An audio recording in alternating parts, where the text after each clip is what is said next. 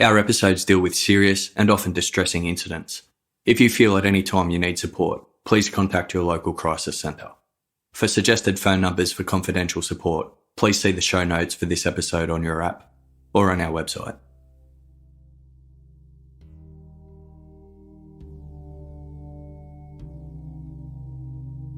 At 10 minutes past 11 on the night of Saturday, November 10, 2012, a loud and frightening sound erupted several miles south of the American city of Indianapolis.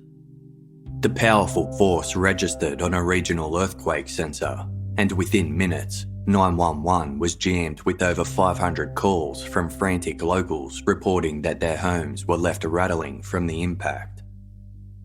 The noise had originated in Richmond Hill, one of many suburban subdivisions in the Perry Township, 11 miles south of the city.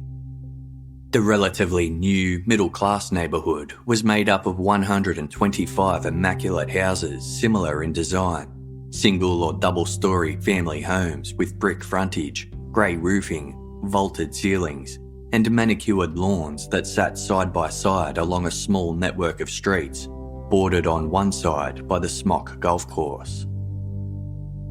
Emergency services rushed to Richmond Hill and found the area in complete chaos. Properties were in varying states of destruction. Windows were shattered, walls cracked or collapsed, doors blown off their hinges, and ceilings caved in. Insulation and ash rained down, and rubble littered the streets and yards. Panicked residents had gathered on street corners, describing being thrown from their beds, seats, or knocked off their feet by the impact and slammed against furniture or struck by falling debris.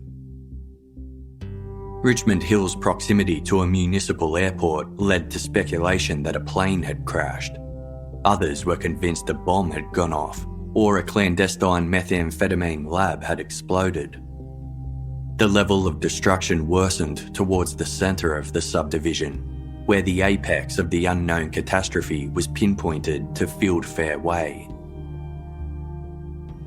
At number 8355, 34-year-old Dion Longworth had been on the ground level of his two-storey home when the forceful impact went off, blasting a hole through the floor and causing him to fall into the basement.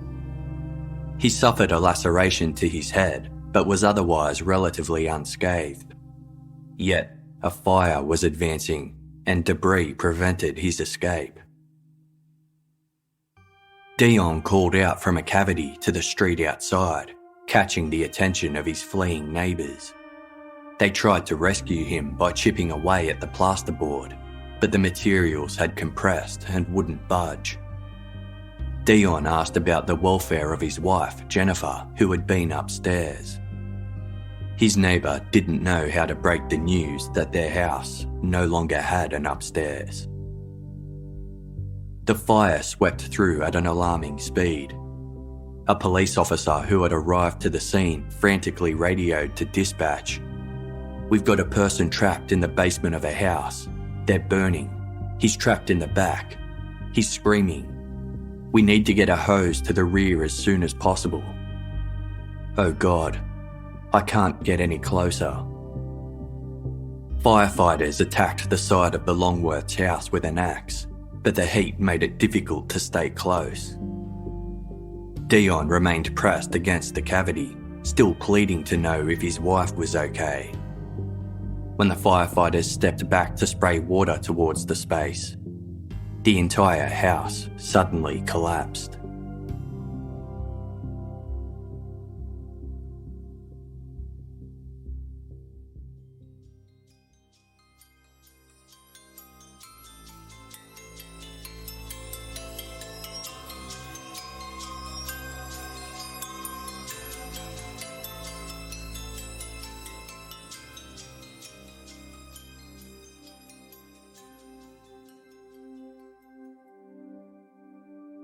The blaze was under control by the following morning of Sunday, November 11. 80 homes had been damaged, 33 beyond repair. Dion Longworth had been killed, along with his 36-year-old wife, Jennifer, who had died in the initial blast while laying in the couple's bed upstairs. 12 other residents sustained injuries, including broken bones, lacerations, and smoke inhalation. As the investigation into the tragedy began, a safety command post was established to coordinate the multiple insurance companies and officials that were present, including representatives from the Federal Bureau of Alcohol, Tobacco, Firearms and Explosives, and the Department of Homeland Security. The neighbourhood was put on lockdown as arson investigators sifted through the rubble looking for the explosion's point of origin, ruling out possible causes as they went. The house alongside the Longworths, number 8349 Fieldfair Way, had sustained the worst damage. It had been completely levelled, with nothing but a pile of ash and debris remaining. Homeowner, 47-year-old intensive care nurse Monserrate Shirley lived at the address with her partner, 42-year-old Mark Leonard, and her 12-year-old daughter from a previous marriage. The family were initially unaccounted for, prompting fears they may have been killed.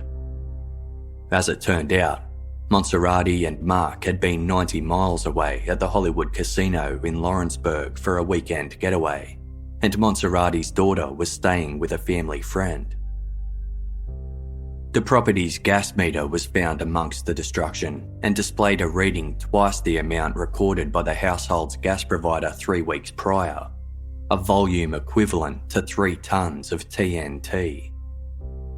When speaking with an investigator, Monserrate and Mark reported that a week before the blast, the distinct rotten egg-like odour of natural gas was permeating throughout their home, which was ice cold as the furnace was releasing cold air.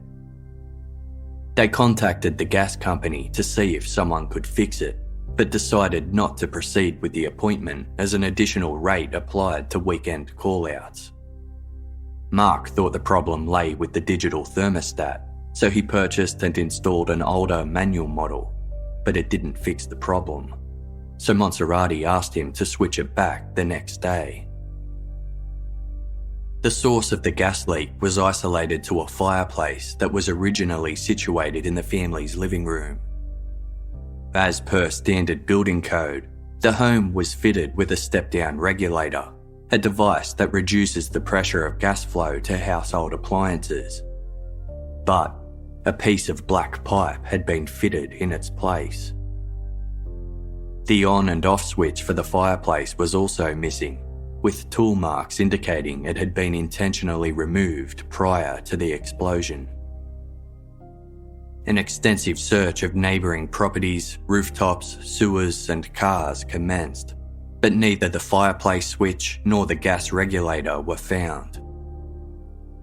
Experts calculated that it would have taken 9 hours for the house to fill with the amount of gas required to cause an explosion of that magnitude, concluding the fireplace was likely turned on at approximately 2 p.m. the day of the blast.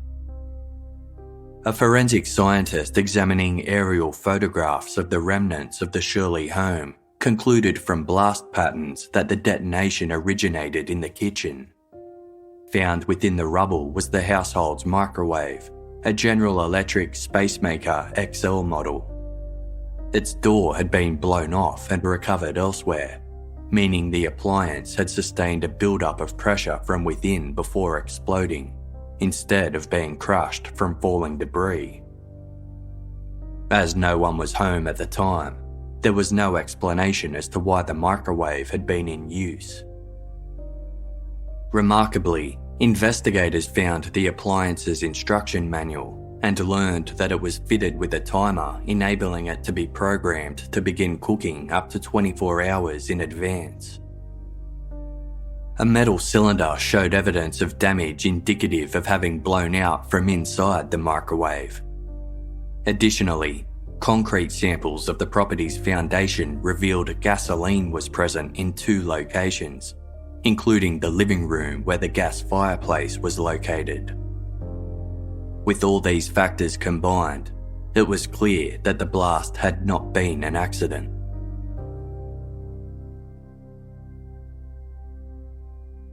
Monserrate Shirley had dreamed of living in Richmond Hill since the subdivision was first developed.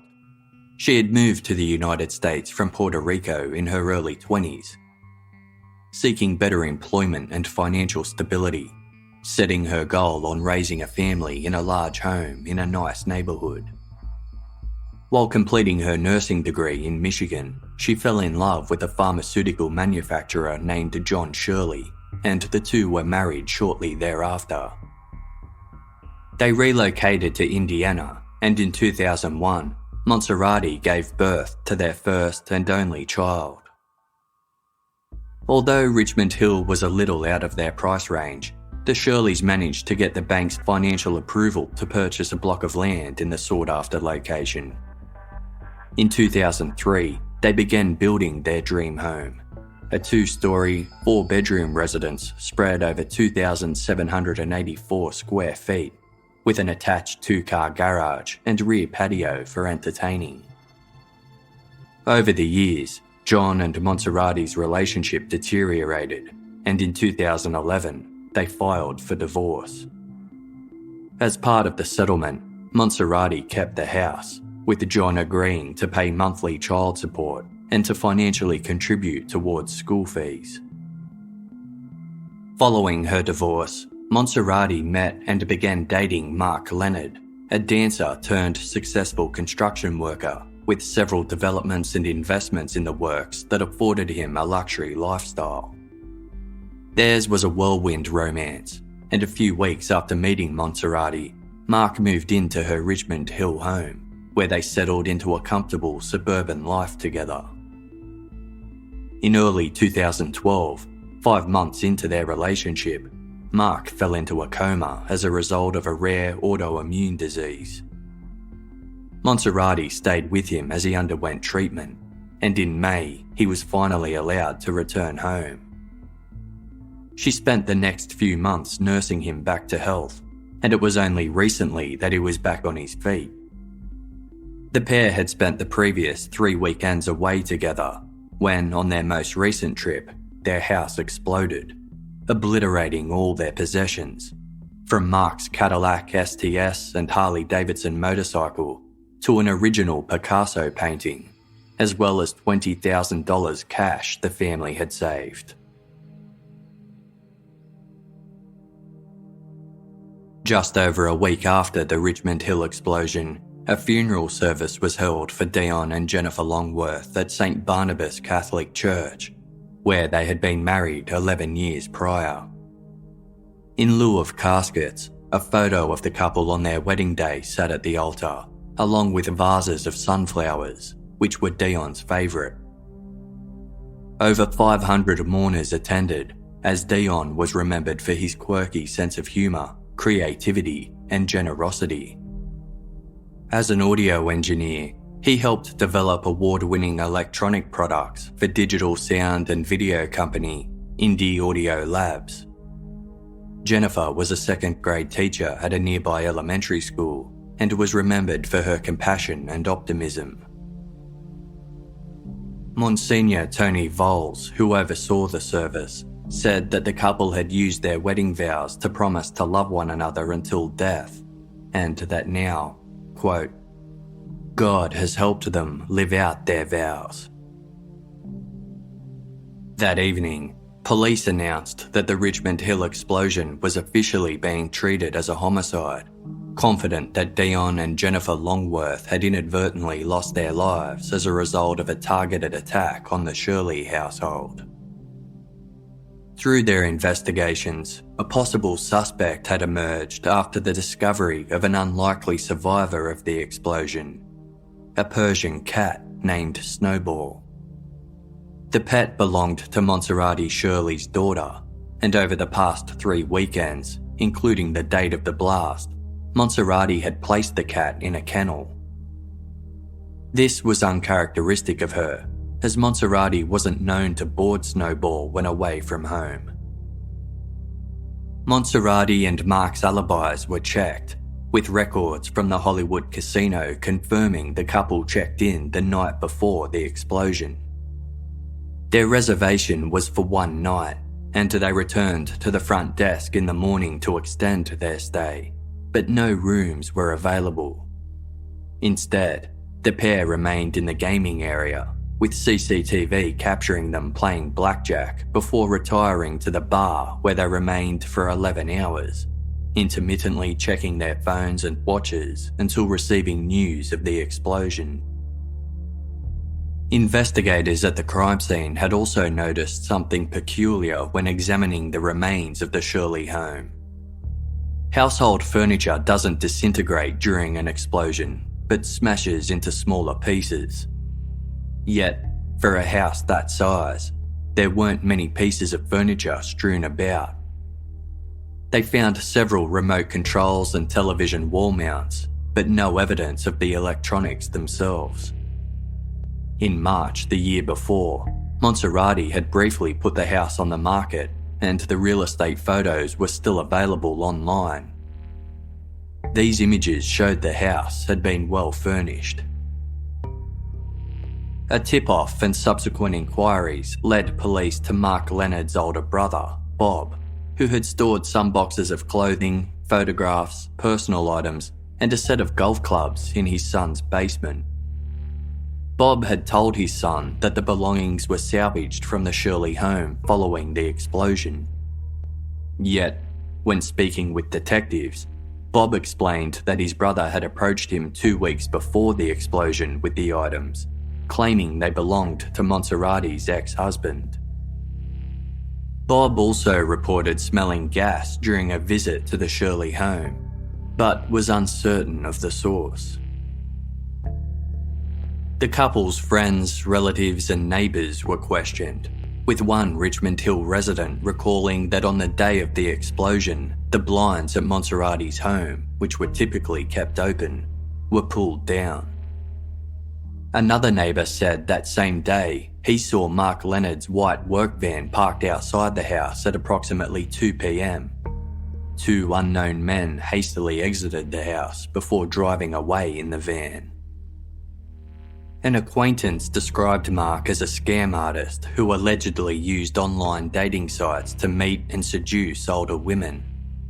He would romance them by picking them up in a nice car, dressing sharply, and taking them to fancy restaurants, where he would then pretend to answer an urgent phone call to discuss a business matter, making it sound as though he had an important construction job in the works.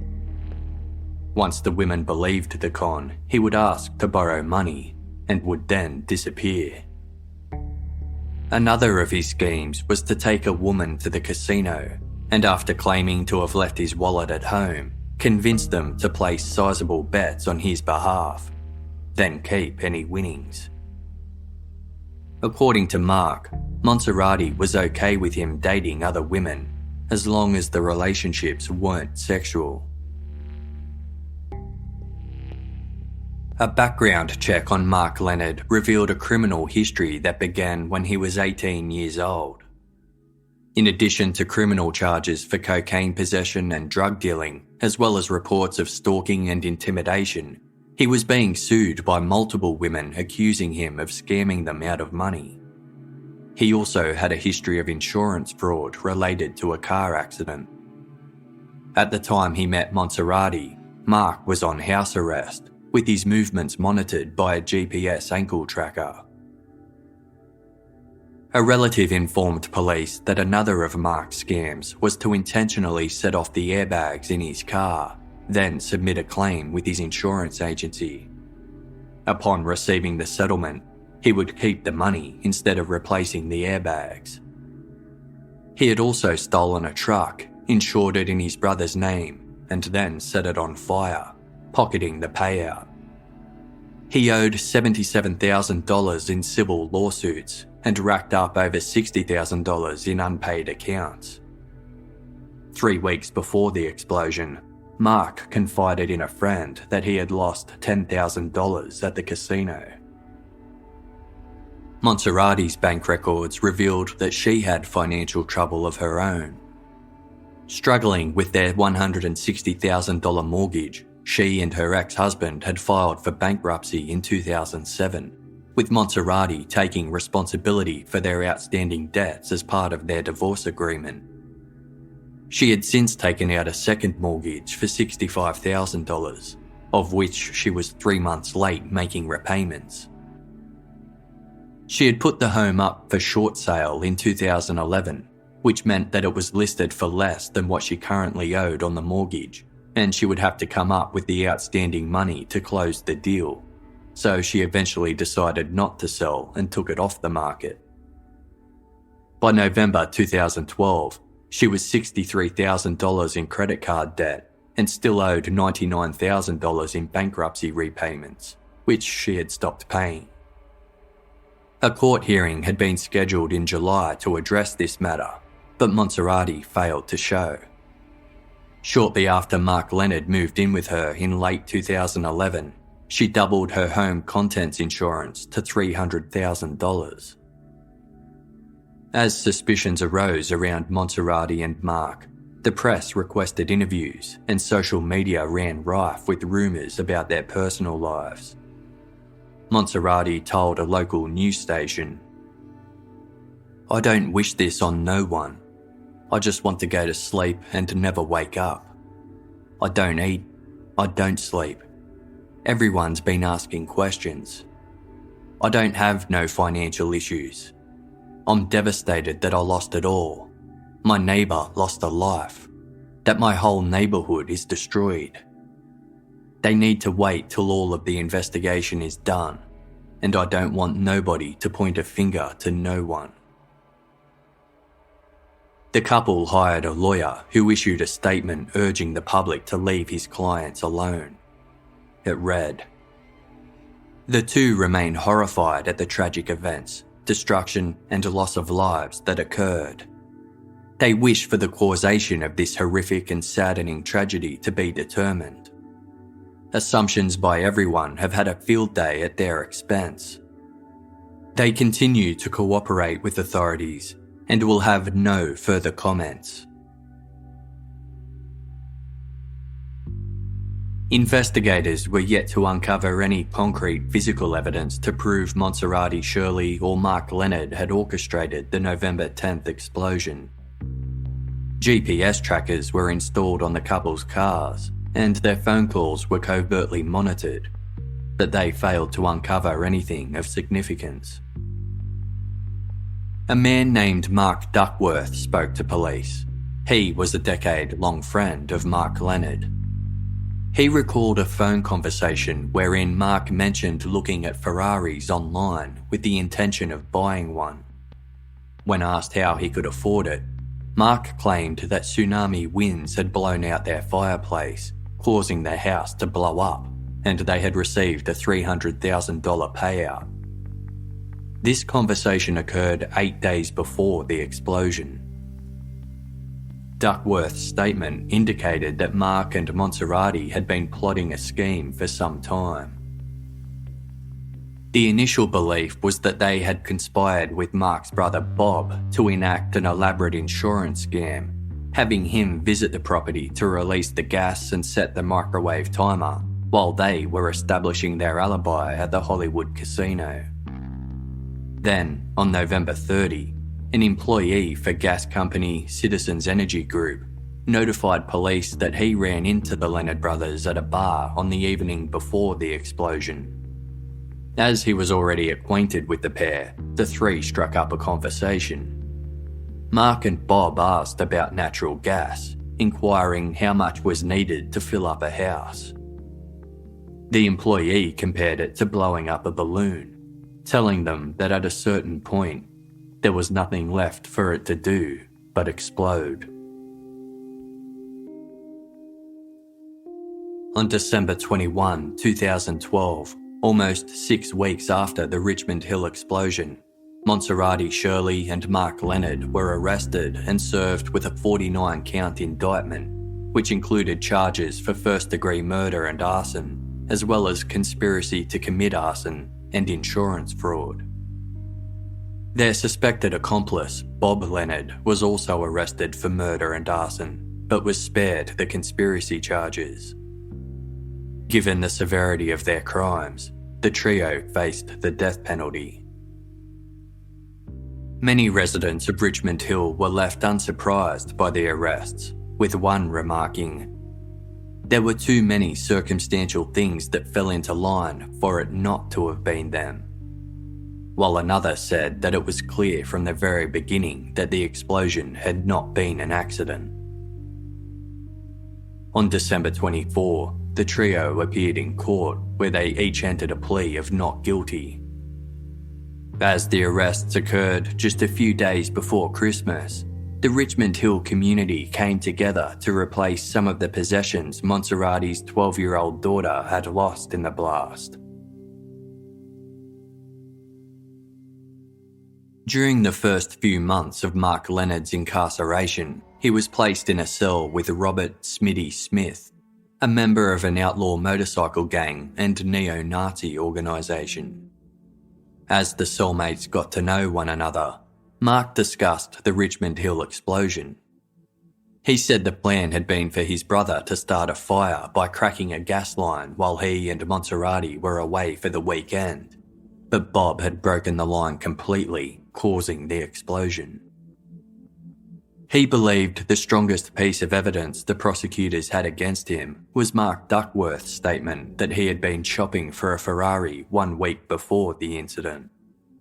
He was therefore convinced he stood a chance of beating the charges if he could just stop Duckworth from testifying. Mark wrote Smitty a note asking if there was any way he could organise a hit on his friend. The note said that he didn't want Mark Duckworth to, quote, show up for court, or show up at all, and offered a payment of $15,000 to make him disappear by staging an accident. A hand-drawn map to Duckworth's house was included, along with details about the car he drove.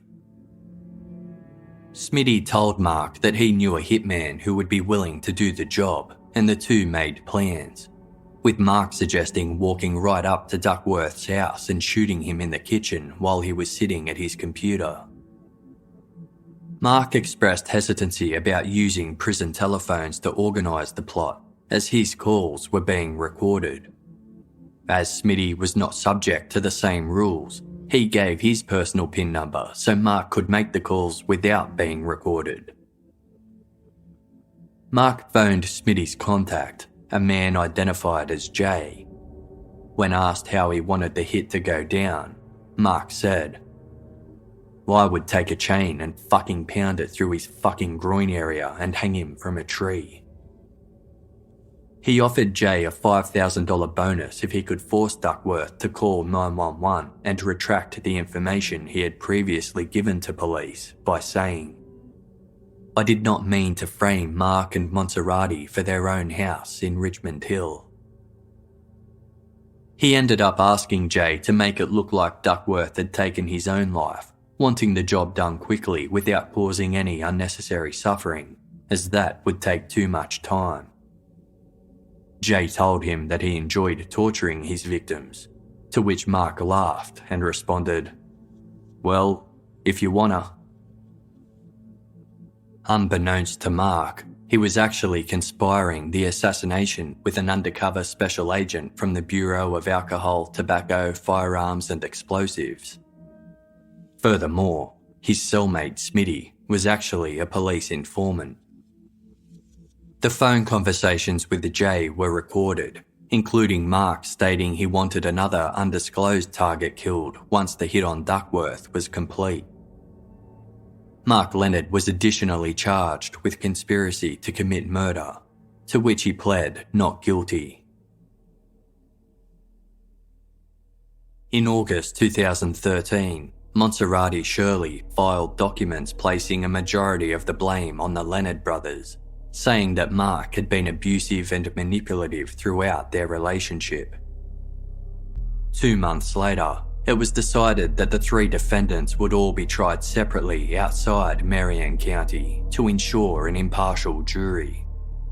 The death penalty was also taken off the table and replaced with life in prison without parole. To mark the 1-year anniversary of the Richmond Hill tragedy, faculty members and students at the elementary school where Jennifer Longworth taught 2nd grade wore Indianapolis Colts merchandise in tribute of the Longworth's favourite football team and held a minute's silence. Richmond Hill residents were undergoing counselling and still had trouble coping with loud noises. One resident reported struggling to get to sleep as she was haunted by images of blood-soaked people running from the neighbourhood. Quote, "It was hard to get over. It was hard to get those images out of my head." Many expected that at least one of the accused would strike a plea deal, but as the years went by, this seemed less likely. Then in January 2015, Monserrati's defence lawyers approached the prosecution team with an offer. In exchange for dropping the murder charges, their client would agree to plead guilty to the less serious charge of conspiracy to commit arson, and in return, reveal the truth about the explosion and testify against her accomplices. The prosecution was torn. Monserrati's cooperation would help clarify the unexplained details of the crime and settle their suspicions whether any other people were involved. Yet, Monserrati had been a key player in the plot, and they wanted to see her justly punished. Deputy Prosecutor Denise Robinson, quote, "She was too involved.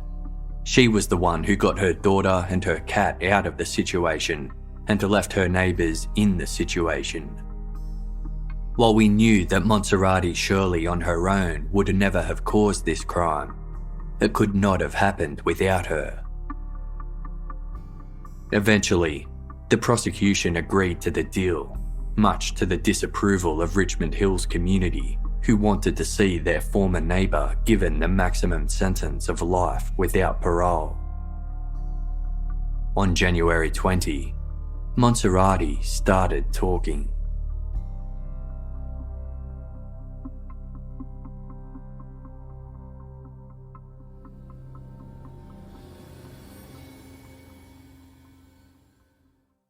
If you're spending more time outside in your garden these days, Article is here to make your dream patio a reality. With weather-resistant dining sets, lounges and sofas, Article's selection of outdoor furniture makes it easy to turn your backyard into an oasis. Article's designers focus on crafting beautiful, durable pieces from quality materials, with an emphasis on mid-century, Scandinavian, industrial and bohemian styles. Article keeps prices low by cutting out the middleman and selling directly to you, meaning you save up to 30% compared to traditional retail prices. Fast, affordable shipping is available across the USA and Canada, and is free on orders over $999. There are additional options for in-room delivery and assembly assistance, and Article's easy returns and exchanges policy gives you 30 days to make up your mind about your new purchase. Article is offering listeners of Casefile $50 off your first purchase of $100 or more. To claim, visit article.com/casefile and the discount will automatically be applied at checkout. That's article.com/casefile to get $50 off your first purchase of $100 or more. Quip, makers of the Quip electric toothbrush, want you to know the one single discovery that matters most for your dental care. It's simply this: if you have good habits, then you're good. That means brushing for 2 minutes twice a day and flossing regularly, no matter what brand you use. Quip makes that routine simple with their electric toothbrush, refillable floss, and anti-cavity toothpaste. Quip's brush has sensitive sonic vibrations with a built-in timer and 30-second pulses to ensure a full and even clean. The Quip floss dispenser comes with pre-marked string to help you use just enough. Plus, they deliver fresh brush heads, floss, and toothpaste refills to your door every 3 months with free shipping to keep everything on track. Join over 3 million healthy mouths and get Quip today, starting at just $25. And if you go to getquip.com/casefile right now, you'll get your first refill free.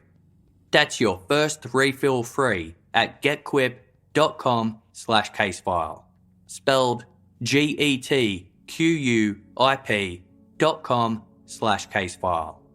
Quip, the Good Habits Company. Are you working from home at the moment? So is Missouri, the makers of fine jewellery for everyday wear. Missouri makes pieces that are handcrafted, ethically sourced, and made to last, without the markups, so there's something for every budget and taste. If you're not sure which design would best suit you or a loved one, Missouri stylists are there to help via online one-on-one appointments or live chats. They can answer any of the questions you might have when purchasing jewellery, such as what's my ring size, gold or silver, what would make the best gift, and much more. Instead of seasonal releases, Missouri drops new products every Monday, so there's fresh new designs every week. They use high-quality materials such as 14-karat gold, sterling silver, pearls, and diamonds, so you don't have to worry about jewellery that scratches easily or oxidizes over time. Try it today. Get free shipping on all US and Canada orders until April 20th, plus easy returns and a 2-year warranty. Head to missouri.com/casefile or use code CASEFILE at checkout for 10% off your first order. That's MEJURI.com/casefile for 10% off your first order.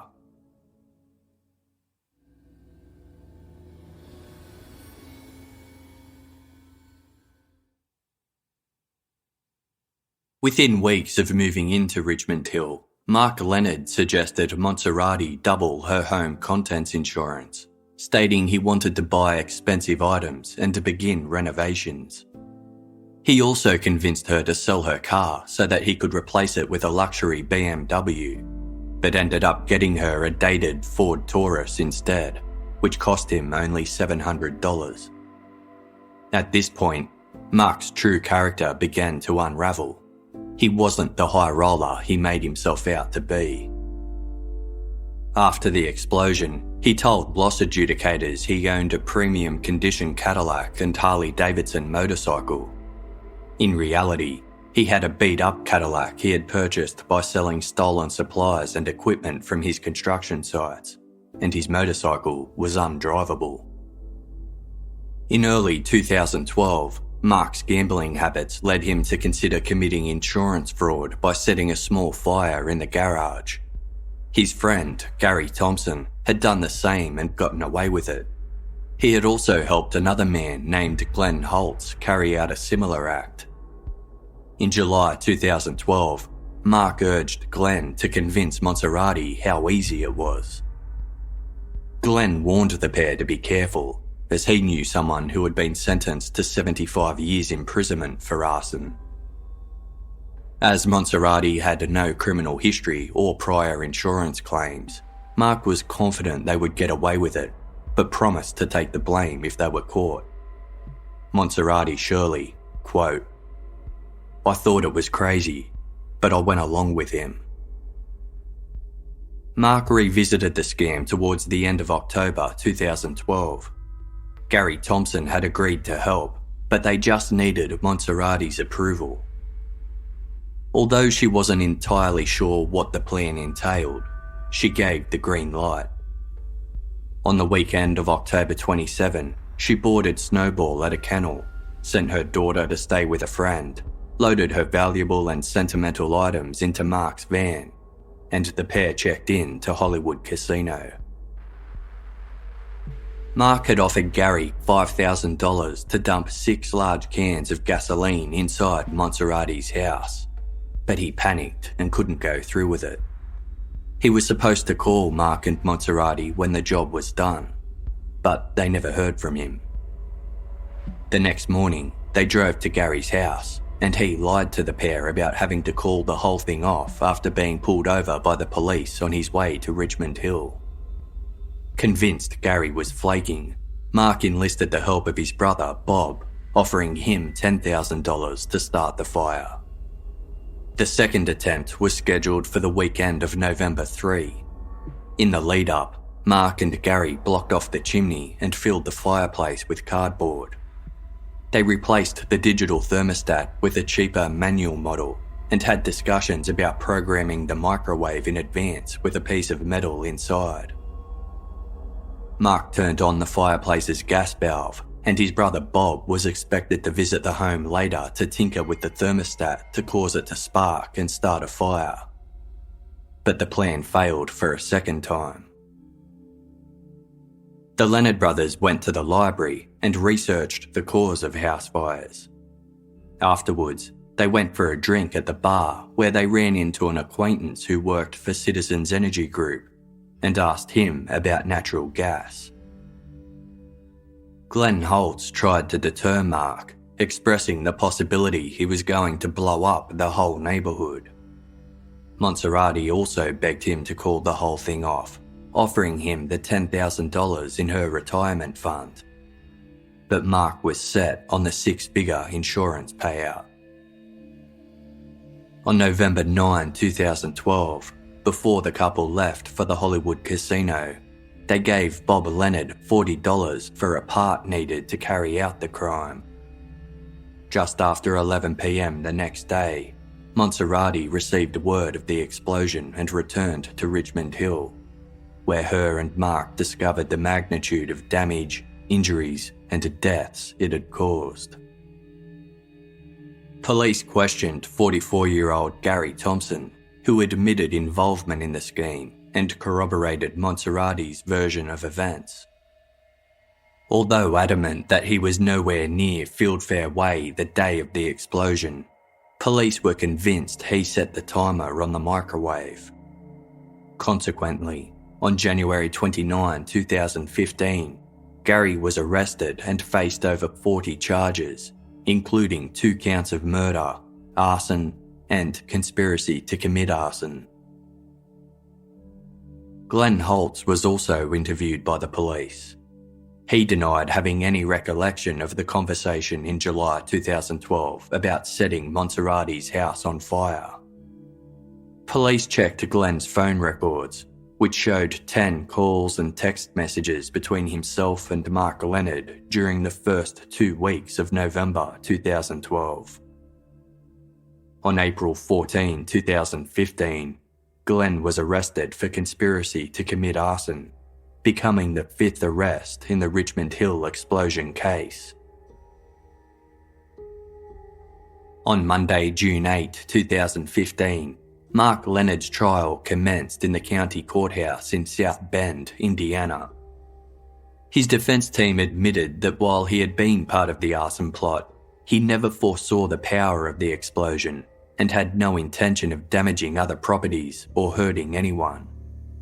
They labelled it as, quote, a stupid and selfish insurance fraud that went horribly wrong.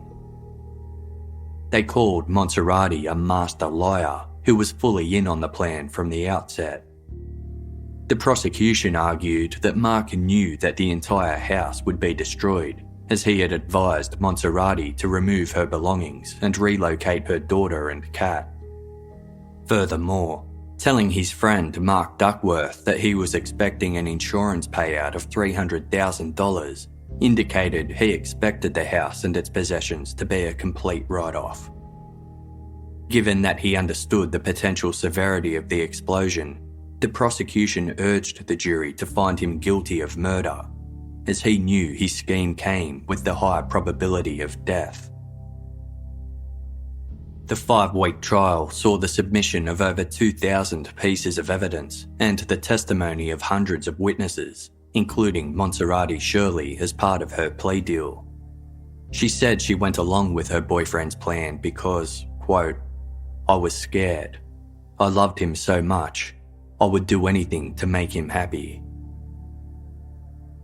Outside court, Mark's defense attorney told reporters, she can tell the truth just as easily as she can tell a lie, and it's hard for the jury to know the difference.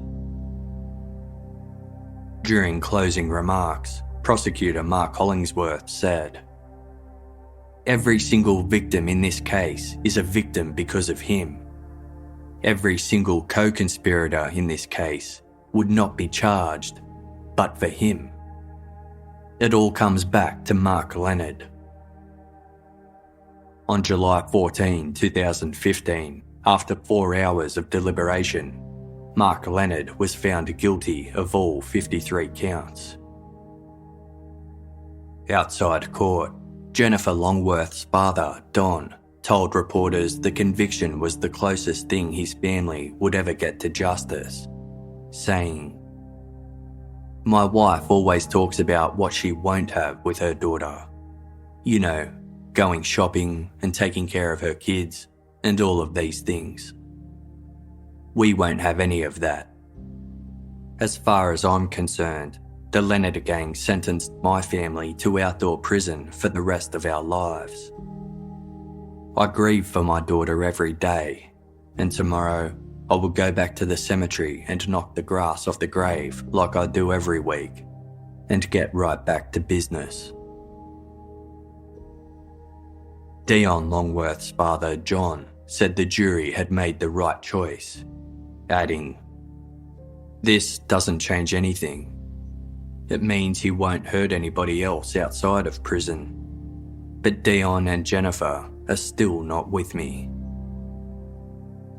During Mark Leonard's sentencing hearing a month later, Dion Longworth's mother, Elaine, gave an emotional statement. She said, "I hate that it had to be my boy who lived next door to Mark and Monserrati.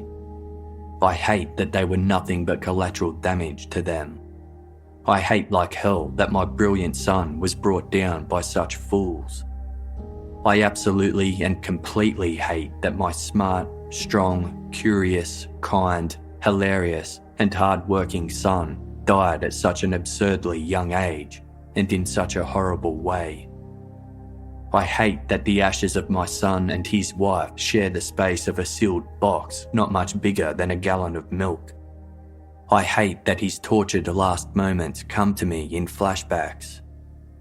I so very much hate it was not me that died, instead of him." Upon handing down his sentence, Judge John Marnoka said, "A person ought to feel safe in their own home.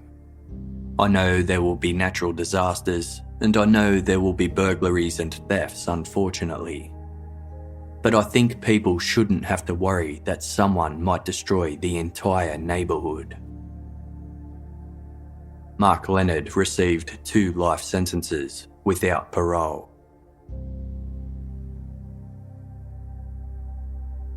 Six months later, on January 21, 2016, Mark's brother Bob Leonard was tried in Fort Wayne, Indiana, with over 150 witnesses called to testify. When Monserrati took the stand, she explained that upon hearing of Dion and Jennifer Longworth's deaths, she didn't want any of the insurance money. Bob allegedly responded with indifference, saying, "Oh well, they died." The jury found him guilty of all 51 charges. He was sentenced to 2 life terms without parole. Gary Thompson's trial was scheduled for later that year, but in August he agreed to plead guilty to conspiracy to commit arson in exchange for having all other charges against him dropped. He was subsequently sentenced to 30 years in prison, with 10 suspended. Bob Leonard called a local television station from prison to voice his disdain at the deal, saying, "Gary Thompson was in on this whole thing from start to finish." In late December 2016, Glenn Holtz also entered an agreement with the prosecution, pleading guilty to 1 count of assisting a criminal in exchange for having the conspiracy to commit arson charge dropped. He admitted to knowing about the arson plot beforehand and not doing anything to stop it. He was sentenced to 3 years in prison, for which he only served 18 months. Given that Monserrati Shirley had reached a plea agreement with the prosecution, she was spared a trial. Instead, a sentencing hearing was held where her family and defence team requested leniency on the basis that Mark Leonard was emotionally abusive, leading to Monserrati's compliance. Her neighbours disputed this, arguing that she was a greedy person, obsessed with portraying a wealthy image. Multiple victim impact statements were read, including one from Dion Longworth's father, John, who said, "It's kind of weird to think that you're going about your life and someone has a target on your back, and they don't care. That's one thing I've never seen from any of these defendants. Much caring. She protected her child and cat, but she showed no concern for anyone else in the neighbourhood. She traded the lives of our children for her own." Upon delivering her sentence, Judge Sheila Carlisle said to Monserrati, "You were a mum, you were a nurse, you were a neighbour, and you were a friend. And in each of those categories, you betrayed your trust." Monserrati Shirley was sentenced to 50 years in prison. She will be eligible to apply for parole in December 2032, aged 72 years old. 1 month later, Mark Leonard was tried separately for his attempt to hire a hitman to kill his friend Mark Duckworth to ensure he couldn't testify against him at trial. The court found him guilty of conspiracy to commit murder, and he received an additional 50 years on top of his life sentences. He lodged numerous appeals, but each was rejected. In late January 2018, Mark was transferred to hospital to undergo treatment for his autoimmune disease.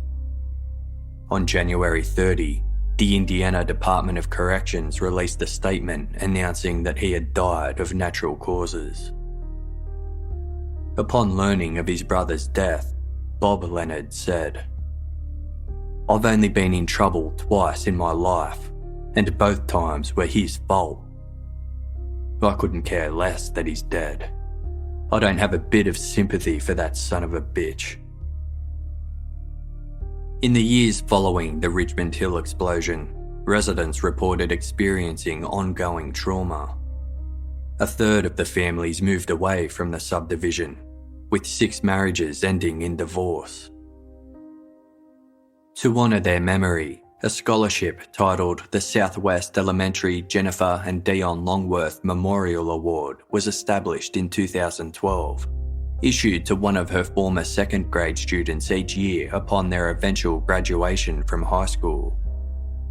A press release by the school said the scholarship would serve as a legacy for Jennifer's excellence in education and allow her former students to carry on her love of learning. Quote, "Jennifer had a way of reaching students like no other teacher, students who were tough to reach. She set the expectations on day one of school, and she got results. She loved her kids." As the Longworths were passionate supporters of the Indianapolis Colts football team, the team's owner, Jim Irsay, was the first person to make a donation to the fund. Dion was an enthusiastic gardener with an extensive knowledge of native wildflowers and a particular love of sunflowers. He took pride in a hybrid pear tree he planted in their yard on Fieldfare Way, which continues to grow to this day.